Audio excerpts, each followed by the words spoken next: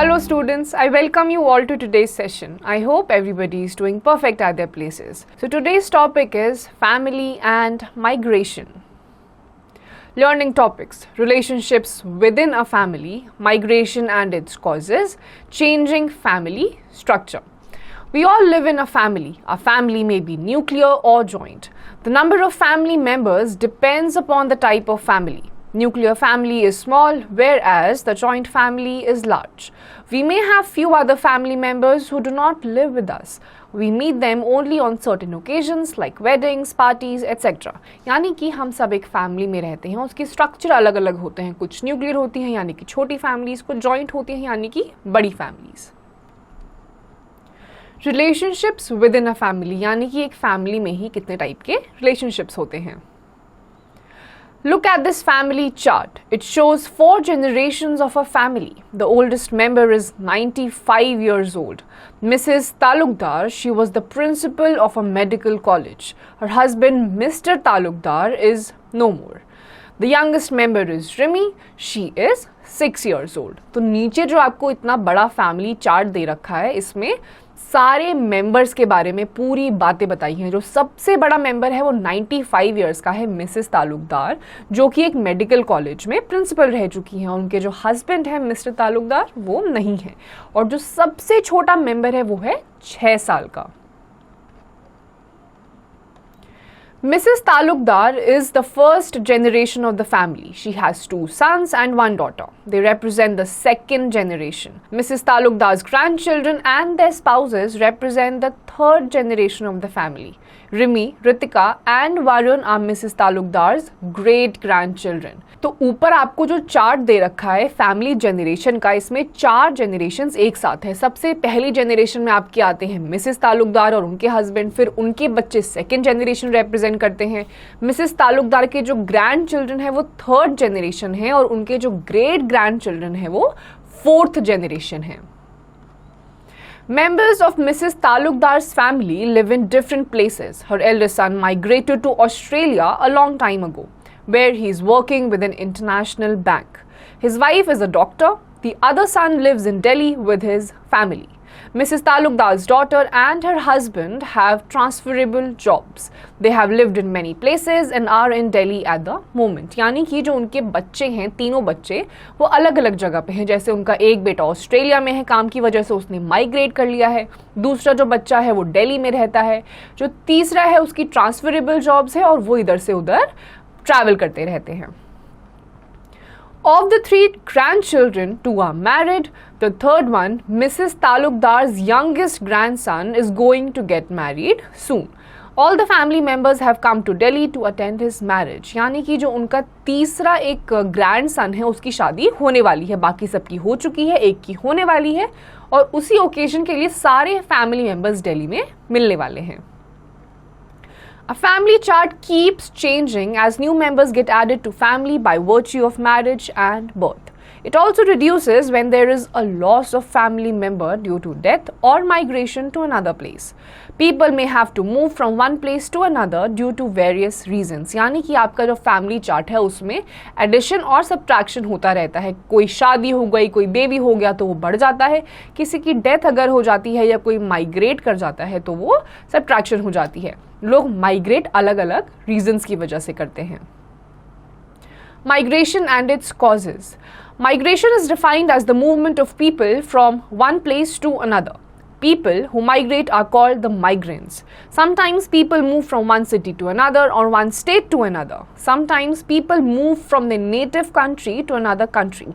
This is called international migration. These people are called the emigrants in that country where they settle. Sometimes people are forced to leave their country due to war to look for a safe shelter.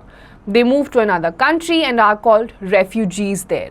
यानी कि migration के अलग अलग reasons हो सकते हैं. कोई एक सिटी से दूसरी सिटी में माइग्रेट करता है जॉब की वजह से, पढ़ाई की वजह से या फिर फैमिली इश्यूज की वजह से. स्टेट टू स्टेट माइग्रेशन भी होती है और जो कंट्री से दूसरी कंट्री चला जाता है, कंट्री स्विच कर लेता है, उसको कहा जाता है इंटरनेशनल माइग्रेशन. जो माइग्रेशन करते हैं जो लोग उनको माइग्रेंट्स कहा जाता है और इंटरनेशनल माइग्रेटर्स को एमिग्रेंट्स कहा जाता है. कभी कभी ऐसी सिचुएशन आ जाती है जैसे कि वॉर वाली, लड़ाई वाली सिचुएशन, जहाँ पे एक कंट्री के लोगों को फोर्सफुली दूसरी जगह पे लोकेट करना पड़ता है ताकि वो वॉर से बच पाएं, और ऐसे लोगों को कहा जाता है refugees. Some other reasons for people to move from one place to another are as follows, और नीचे कुछ और reasons हैं जिनकी वजह से लोगों को migrate करना पड़ सकता है। Sometimes people are in a job where they get a posting for few months or years. Thereafter, they have to move to a new destination as directed by the office. As soon as the transfer order is received, the whole family moves to a new place with all their belongings. So, सबसे पहला है आपका transfer. कुछ ऐसी jobs होती हैं जो एक जगह पे रहकर आप नहीं कर सकते हैं, तो आपके पास जैसे ही ट्रांसफरेबल लेटर आता है उसके तुरंत बाद ही आप अपनी पूरी फैमिली के साथ या फिर अकेले भी अपनी बिलोंगिंग्स लेकर दूसरी जगह पर ट्रांसफ़र कर जाते हैं। Number 2, better job opportunities. Many people move from villages to cities in search of better houses and jobs. Many people have moved to cities from small villages and towns and now permanently settled there. However, not everyone is successful in finding good job and thereby attain better living conditions. If they fail to do so, they are not able to adjust in a city. तो आपका दूसरा reason है better job opportunities, यानी कि कुछ ऐसे गांव या ऐसे रिमोट एरियाज होते हैं जहाँ पे आपको अच्छी जॉब अपॉर्चुनिटीज़ या अच्छी वर्किंग या लिविंग कंडीशंस नहीं मिल पाती हैं, तो लोग गांव से शहरों में मूव करते हैं ताकि उनको अच्छी जॉब मिल सके और अच्छी तरीके से सक्सेसफुल हो सके और एक लिविंग स्टैंडर्ड मेंटेन करें। लेकिन हर किसी को भी अच्छी जॉब मिलना पॉसिबल नहीं हो पाता है। Number 3, occurrence of natural calamities. Natural disasters like earthquakes, cyclones, floods, etc. occur suddenly. These make many people homeless. As a result, people have to relocate to another place to find shelter. यानी कि कभी natural calamity यानी कि disaster आ जाती है, आपत्ति आ जाती है, जैसे बाढ़ आ गई, earthquake आ गया, तो लोग homeless हो जाते हैं, उनके घर उजड़ जाते हैं, तो इस वजह से भी उनको दूसरी जगह पे जाना पड़ता है shelter लेने के लिए। Number 4, upcoming developmental projects. Sometimes government announces a developmental project such as the construction of a dam or flyover or railway line, etc. In such a situation, the families living on or near that site have to be relocated. For example, a member of tribal communities faced dislocation due to the construction of Sardar Sarovar Dam on the river Narmada. It was difficult for them as that place was their home since last so many years. This type of forced shifting is called displacement. It becomes difficult for the families to settle down happily at a new place. जो developmental projects यानी कि जो government होती है वो time to time नए नए projects निकालती है, जैसे आपके रेलवे की स्टेशंस की बिल्डिंग हो गई, डैम्स हो गए, आपके ब्रिजेस हो गए, तो उन चीज़ों के लिए जिस जगह पे ये चीज़ें कंस्ट्रक्ट करवाई जाती हैं या प्रोजेक्ट उठाया जाता है, तो वहाँ पे रहने वाले लोग या उसके आसपास के एरियाज़ को हटाया जाता है। जैसे नर्मदा के ऊपर जब डैम बनाया गया था तो वहाँ की ट्राइबल कम्युनिटी को निकाल दिया गया था। तो ऐसे जो मूवमेंट होती है, माइग्रेशन होती है, उनको कहा जाता है डेवलपमेंटल प्रोजेक्ट्स की वजह से माइग्रेट करना।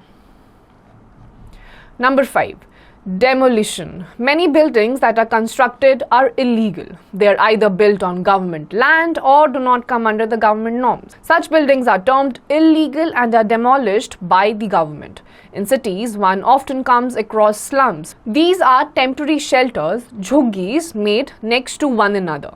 There are no facilities here and the living conditions are totally poor and unhygienic.